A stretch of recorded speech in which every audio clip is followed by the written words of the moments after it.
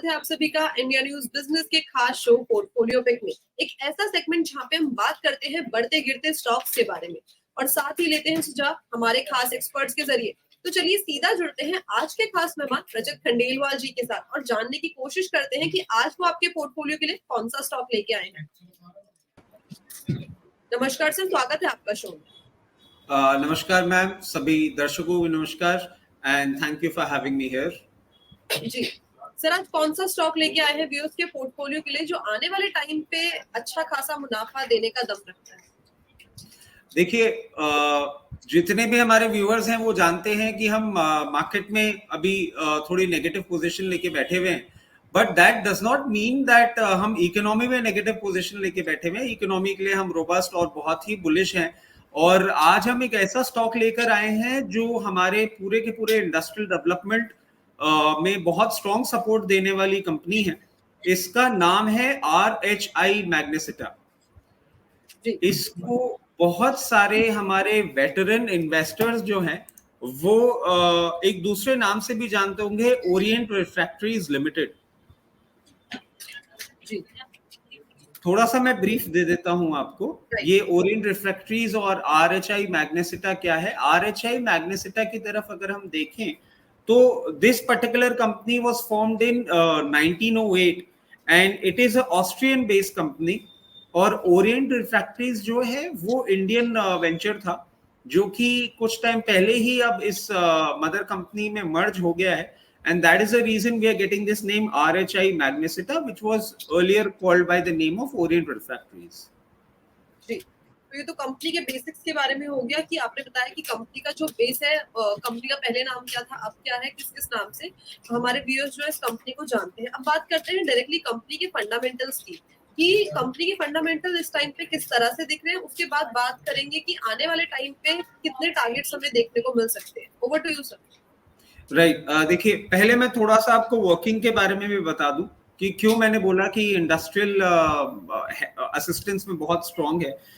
Because this focus, the company focuses mainly on providing a wide range of special refractories, and the products which are there are slide gate plates, nozzles, well blocks, castables.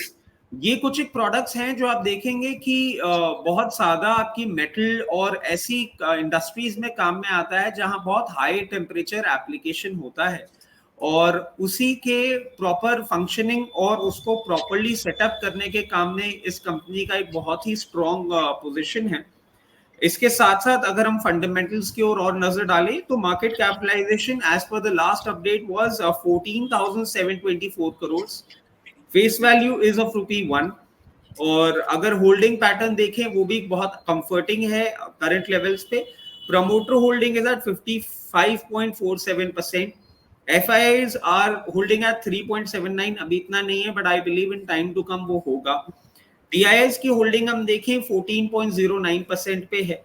Public domain पे the company is quite well spread at 26.66%।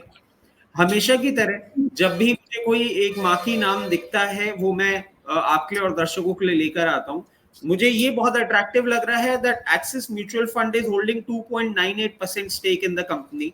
Along with this, HSBC Infra Fund is holding 2.74%. HDFC Advantage Fund is holding 1.48%. तो ये तो हो गया कुछ marquee names का detail. और ICICI Prudential भी आप देखें 1.39% स्टेक होल्ड कर रही है इस कंपनी में। इसके साथ साथ आप और रीजंस देखें तो प्रॉफिट ग्रोथ बहुत अच्छा रहा है for past 3 years at 43.95%। Revenue growth भी 38.58% है for past 3 years which is quite good itself. जो रिटर्न ऑन इक्विटी है ROE that is again quite handsome at 24.25% for past 3 years.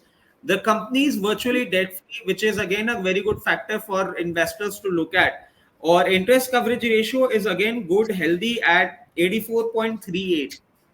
इसके साथ साथ प्रमोटर प्लेज जो है आज के टाइम में इस कंपनी का 0 है, वो भी बहुत अच्छा पैरामीटर है। और म्यूचुअल फंड होल्डिंग अगर हम देखें तो लास्ट क्वार्टर में it has increase by 5.3% and it has risen to the levels that we are sitting at 14.09%. These are some of the fundamental reasons जिस कारण से ये कंपनी मैं आपके लिए और दर्शकों के लिए लेकर आया हूँ। जी, तो कंपनी के वर्किंग के बारे में आपने बता दिया, साथ ही साथ बता दी कंपनी के फंडामेंटल्स इस टाइम पे कैसे लग रहे हैं। अब बात करी जाए बाइंग लेवल्स की, जो भी करंट लेवल्स हमें दिख रहे हैं स्क्रीन पर, क्या वो सही लेवल्स हैं बाइंग इनिशिएट करने के लिए? बिल्कुल, बहुत कंफर्ट देते हैं ये लेवल्स और मैं समझता हूँ इन लेवल्स पे आपको बाइंग करनी चाहिए। बाय मोर लेवल जो है वो हमारा आएगा 624, मतलब आप 698 लेवल्स पे लेते हैं और 624 लेवल्स पे बाय मोर आएगा। आप यहाँ पे अगर सोच रहे हैं जितना भी क्वांटम इन्वेस्ट करने का, मैं समझता हूँ यहाँ पे आपको 60% डिप्लॉय कर लेना चाहिए और बाय मोर लेवल जो हमारा 624 का है उसके लिए you can keep the remaining 40% because the markets are volatile. I believe आपको बाय मोर लेवल भी एक बार टच करने को मिल सकता है, तो बाय मोर के लिए 40%। और जहां तक हम टारगेट्स की बात करते हैं, पहला टारगेट होगा हमारा 772 772 रुपए, दूसरा टारगेट होगा हमारा 860 860 रुपए और तीसरा टारगेट होगा 920 920 रुपए। जी, तो लेवल्स देख लें कि किन लेवल्स पे हमें बाइंग इनिशिएट करनी चाहिए, साथ ही साथ देख लिया है कि आने वाले टाइम पे हमें कितने टारगेट्स देखने को मिल सकते हैं। इसके अलावा कोई और एड ऑन इन्फॉर्मेशन या कोई डिस्क्लेमर आपको देना है सर? बिल्कुल, देखिए, there is a possibility in my personal account, in my immediate family account, or in my client account, we might be holding position of this particular counter. Along with this, investment in equity markets are subject to market risk. Please consult your financial advisor before making any investments in any of these scripts that we discuss over here. जी, तो एक disclosure आ गया Rajit sir की तरफ से। Thank you so much sir show में आने के लिए, बढ़िया जानकारी, साथ ही साथ एक बढ़िया स्टॉक रेकमेंड करने के लिए। Thanks a lot sir. Thank you ma'am. तो ये थे रचित खंडेलवाल जी जो लेके आए थे आपके पोर्टफोलियो के लिए एक बहुत ही बढ़िया स्टॉक। बस ऐसे ही अलग अलग स्टॉक्स की जानकारी के लिए जुड़े रहिए इंडिया न्यूज बिजनेस के खास शो पोर्टफोलियो पिक के साथ।